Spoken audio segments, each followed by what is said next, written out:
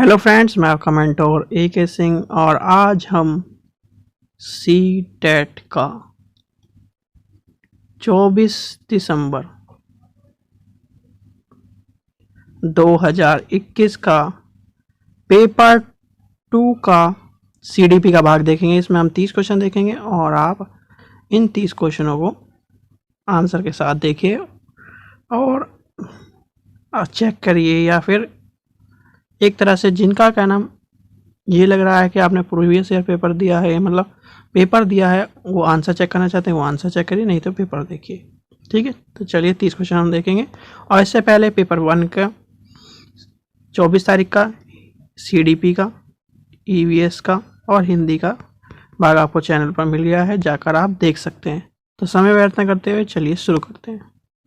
तो 24 तारीख का पेपर देखेंगे, 24/12/21 का। तो चलिए CDP का भाग देखते हैं, CDP के भाग में किस तरह क्वेश्चन आ रहे हैं और क्या आंसर है उनके। तो चलिए पहला क्वेश्चन देखते हैं। निम्न वाक्यों में से कौन सा विकास के विषय में सही नहीं है? तो नहीं है तो उसमें अंडरलाइन करेंगे। और सीधे सीधे आपने देखा होगा, जब विकास की बात होती है तो उसमें विकास में बहुत सारे कारण प्रभावित करते हैं, जैसे सांस्कृतिक हो गया, सामाजिक हो गया, इस तरह के कारण।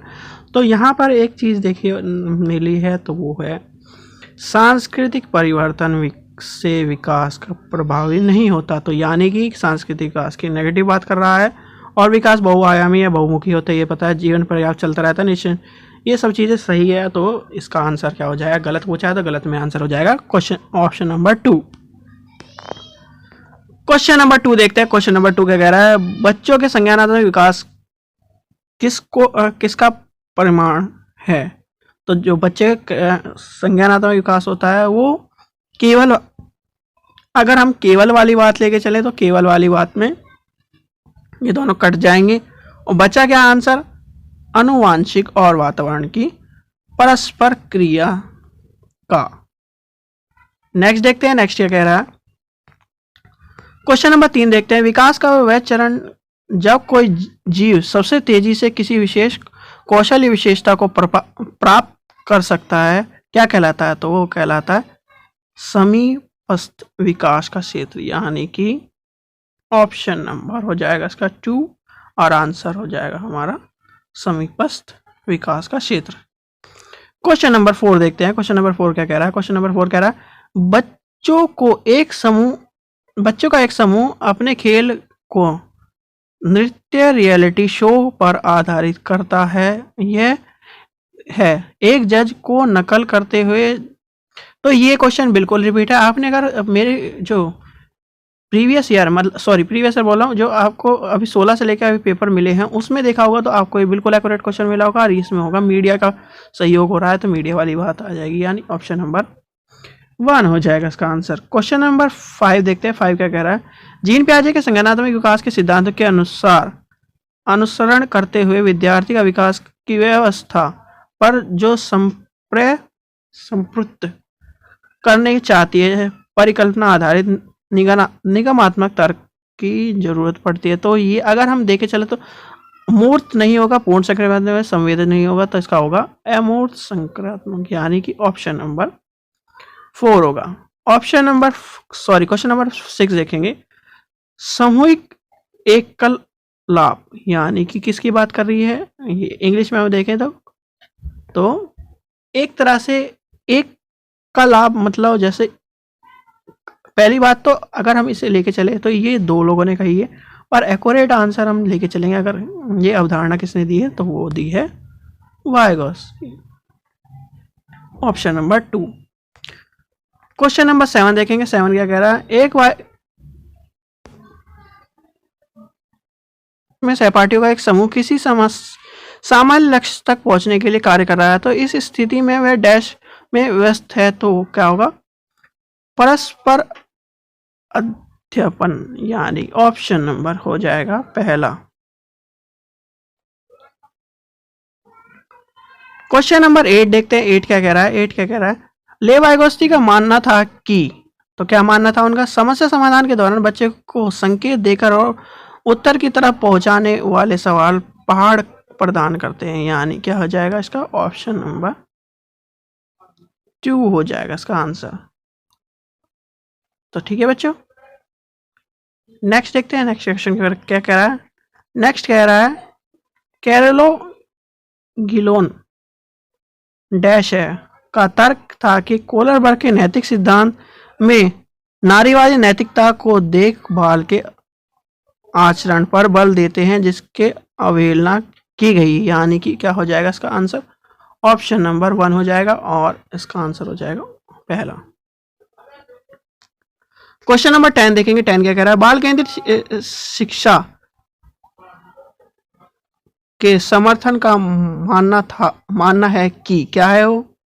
व्यक्तिगत अनुभव अधिगम प्रक्रिया केंद्रीय भूमिका निभाते हैं। तो क्या निभाते हैं? व्यक्तिगत अनुभव केंद्रीय भूमिका निभाते हैं, यानी कि क्या हो जाएगा इसका आंसर? ऑप्शन नंबर 1 हो जाएगा। क्वेश्चन नंबर 11 देखते हैं। 11 क्या कह रहा है? निम्न में से कौन सा बुद्धि गार्डनर के बहुबुद्धि सिद्धांत नहीं करता, सम्मिलित नहीं करता? तो सम्मिलित नहीं करता। सृजनात्मकता जो है वो सम्मिलित नहीं करता। प्रकृति व शारीरिक गतिविधि और स्थानीय 3 हो जाएंगे। इसका आंसर हो जाएगा ऑप्शन नंबर 4। क्वेश्चन नंबर 12 देखेंगे। 12 क्या कह रहा है? माध्यमिक विद्यालयों में लिंग भेदता को दूर करने के लिए निम्न में से कौन सा कदम मददगार होगा? तो मददगार होगा क्या होगा? लचीलापन, जो रूढ़िवादिता का लचीलापन उनको बढ़ावा देती है, तो वो हो जाएगा इसका answer option number 3।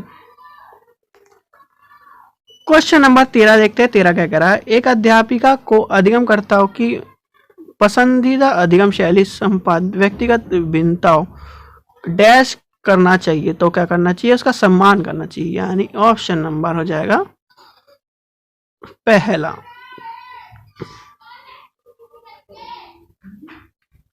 Next question देखेंगे। नेक्स्ट क्वेश्चन क्या कह रहा है? क्वेश्चन नंबर 14 देखते हैं। राष्ट्रीय शिक्षा नीति के विद्यार्थियों के क्या आकलन हेतु प्रस्तावित संग्रह यानी 360 डिग्री की बात हो रहा है। 360 डिग्री जो बहुआयामी रिपोर्ट के संदर्भ में क्या कहा नहीं कहा गया है, तो उसमें देखते हैं। उसमें पहली बात तो एक चीज़ हम देखेंगे, स्वयं और सहपाठी आकलन की बात हो रही है रिपोर्ट, ये बिल्कुल सही बात है। संज्ञानात्मक भावात्मक और उसकी बात हो रही है। घर और विद्यालय की बात हो रही है। तो यहाँ पर बचता है क्या? रिपोर्ट केवल व्यक्तिगत कार्यों पर केंद्रित होनी चाहिए और समूह शामिल नहीं होना चाहिए। तो समूह कार्य शामिल नहीं होगा, ऐसा कहीं भी नहीं कहा गया। समूह कार्य को तो शामिल किया गया है, इसलिए यानी ये ऑप्शन नंबर हो जाएगा 4। नेक्स्ट क्वेश्चन देखते हैं। नेक्स्ट क्वेश्चन क्या कह रहा है? क्वेश्चन नंबर 15 देखते हैं। विद्यार्थियों के समालोचनात्मक सोच का मूल्यांकन करने का प्रभावी तरीका क्या है? तो प्रभावी तरीका क्या होगा? बच्चों से जितने ज़्यादा प्रश्न पूछे जाए, उनको मोटिवेट करा जाए, उनसे जवाब विश्लेषण करे जाए, यानी कि ऑप्शन क्या हो जाएगा? ऑप्शन हो जाएगा नंबर 1 क्या हो जाएगा? बच्चों को प्रश्न पूछने के लिए प्रोत्साहित करना और उनके जवाब का विश्लेषण करना, यानी ऑप्शन नंबर 1 हो जाएगा इसका आंसर। क्वेश्चन नंबर 16 देखते हैं। 16 क्या कह रहा है? दिव्यांग विद्यार्थियों को के समावेशन के लिए क्या जरूरी है? तो क्या है? गैर भेदभाव, क्योंकि उनके साथ अगर भेदभाव होगा तो समावेशी कहलाएगा नहीं, और गैर भेदभाव ही समावेशी की पहचान है। क्वेश्चन नंबर 17 देखते हैं। 17 क्या कह रहा है? पाठ में कठिनाई जैसे अक्षर का दर्पण, छात्र भ्रम और उत्कर्ण निम्न में से किस अभिलक्षण की ओर करता है? तो वाचन की बात कर रहा है, यानी किसकी बात कर रहा है वो? डिसलेक्सिया, वाचन वैकल्य यानी वाचन विकार, डिसलेक्सिया के बारे में बात कर रहा है। क्वेश्चन नंबर 18 देखते हैं। 18 क्या कह रहा है? गतिशील दिव्यांगता निम्न में से किस श्रेणी के में चुनौती पैदा करती है? तो वो चुनौती करती है वस्तुओं के स्थानांतरण संबंधी विशिष्ट क्रियाकलापों का क्रियान्वय, यानी कि ऑप्शन नंबर हो जाएगा इसका 3। ऑप्शन नंबर 3 होगा। नेक्स्ट क्वेश्चन देखते हैं। क्वेश्चन नंबर 19 देखते हैं। वह विद्यार्थी जिन्हें लेखन वैकल्य यानी लेखन की समस्या है, उनकी ज़रूरतों को पूरा करने के लिए एक अध्यापिका को क्या करना चाहिए? तो क्या करना चाहिए? उनके दंत कार्यों को पूरा करने के लिए आवश्यक लेख की मात्रा बढ़ानी चाहिए, जिससे वो त्रुटि, अगर वो लेख कार्य में गलती करते हैं या कहना उनके लेख की समस्या है, तो ज़्यादा से ज़्यादा उन्हें लिखने के लिए कहा जाए। लिखने से उनकी स्पीड बनेगी, एक तरह से उन्हें कहना अलग अलग जो चीज़ें हैं वो समझ पाएंगे। हो जाएगा ऑप्शन नंबर पहला हो जाएगा इसका आंसर। क्वेश्चन नंबर 20 देखते हैं। 20 क्या कह रहा है? प्रतिभाशाली और मेधावी विद्यार्थी को चुनौतीपूर्ण अधिगम परिवेश मिलना चाहिए, क्योंकि चुनौतीपूर्ण अधिगम मिलेगा तभी वो प्रतिभाशाली और मेधावी माना जाएगा और उसकी जो एबिलिटी है वो अपने अंदर की जाहिर कर पाएगा। तो इसका आंसर हो जाएगा ऑप्शन नंबर 3। विद्यार्थी को संप्रत्यात्मक अधिगम हेतु एक अध्यापिका को निम्न में से किसका प्रयोग टालना चाहिए? टालने पहले हम अंडरलाइन कर लेंगे। विषयों को जटिल से सरल क्रम में लगाने वाली बात जो है ये टालने की बात होनी चाहिए, क्योंकि विषय का जो एक रूप होता है वो सरल से जटिल के होता है। पहले उसमें इस तरह के पार्ट होते हैं जो बिल्कुल आसान होते हैं, फिर थोड़े थोड़े बढ़ते चल जाते हैं उनके जटिल स्तर। तो इसलिए अगर हम वही हटा देंगे तो उसका एक मीनिंग नहीं रहेगा और किताब का निर्माण या फिर किसी भी उसका पाठ्यक्रम का निर्माण इसी तरह कराया जाता है और बच्चों के लिए एक सुगम या अच्छा साबित होता है। क्वेश्चन नंबर 22 देखते हैं। 22 कह रहा है निम्न में से कौन सा सवाल विद्यार्थियों के अधिक संज्ञान कौशल को बढ़ावा देने में मदद होगा? तो क्या होगा? दिए गए सवाल को सुलझाने के लिए अपने क्या सोपान है, यानी कि अपनाने वाले सोपान के बारे में बात कर रहा है, या ऑप्शन नंबर हो जाएगा पहला। क्वेश्चन नंबर 23 देखते हैं। 23 के कह रहा है विद्यार्थियों के अर्थपूर्ण अधिगम को साध्य करने के लिए निम्न में कौन सा सहायक होगा? तो खोज, अधिगम और ज्ञान के निर्माण के लिए प्रेरक वातावरण, यानी कि ऑप्शन नंबर फर्स्ट हो जाएगा इसका आंसर। क्वेश्चन नंबर 24 देखते हैं। 24 क्या कह रहा है एक प्रभावी अध्यापक को क्या होगा? अपने विद्यार्थियों की भावनात्मक आवश्यकताओं पर ध्यान देगा, क्योंकि जो एक अच्छा अध्यापक होता है वो सभी बच्चे की सभी आवश्यकताओं या सभी चीज़ों के लिए इम्पोर्टेंस देता है। नेक्स्ट क्वेश्चन देखेंगे। नेक्स्ट क्वेश्चन क्या कह रहा है? क्वेश्चन नंबर 25 क्या कह रहा है माध्यमिक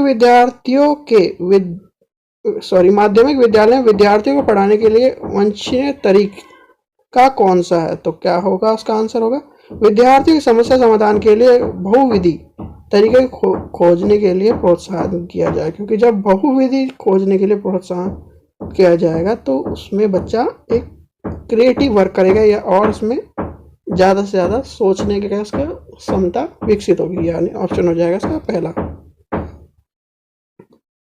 क्वेश्चन नंबर 26 देखते हैं। 26 क्या कर रहा है? क्वेश्चन नंबर 26 देखिए। 26 क्या कह रहा है निम्न उन्मुख लक्ष्य विद्यार्थियों को लंबे समय तक आंतरिक प्रेरणा देंगे। तो क्या होगा? प्रदर्शन, यानी कि ऑप्शन नंबर पहला हो जाएगा। क्वेश्चन नंबर 27 का भ्रांतियाँ क्या है? तो अधिगम प्रक्रिया का प्राकृतिक अंग है, यानी ऑप्शन हो जाएगा इसका 2, आंसर हो जाएगा ऑप्शन नंबर 2।